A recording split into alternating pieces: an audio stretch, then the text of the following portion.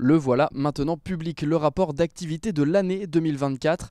Alors tout au long de l'année dernière, les 21 magistrats qui composent la Chambre régionale des comptes ont réalisé 51 rapports d'observation. Et parmi ces 51 rapports des comptes publics, ils se sont notamment intéressés aux maisons des adolescents de Vendée et de Sarthe sur la période de 2019 à 2022.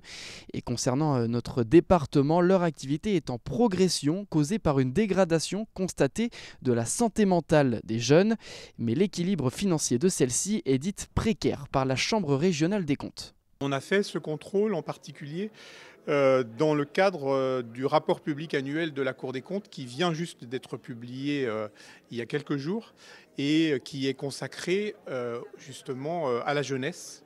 Et on a voulu voir cet aspect en particulier de la jeunesse qui est la question des adolescents et de voir comment ils peuvent être pris en charge par une entité qui elle-même est financée par des collectivités territoriales. Ce qu'on a vu dans le contrôle, c'est qu'on s'est rendu compte que ces maisons des adolescents dans la Vendée, en Vendée et en Sarthe,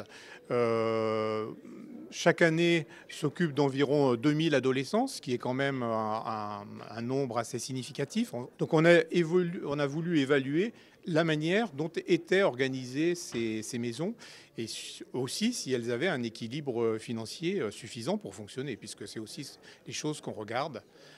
Ce qu'on a fait en l'occurrence. Le rapport d'activité 2024 souligne également le contrôle des finances des collectivités de la région. Et bien que Noirmoutier-en-Île et La Roche Agglomération aient été pointés du doigt ces derniers mois, la Vendée ne fait pas partie des départements les plus en difficulté financière.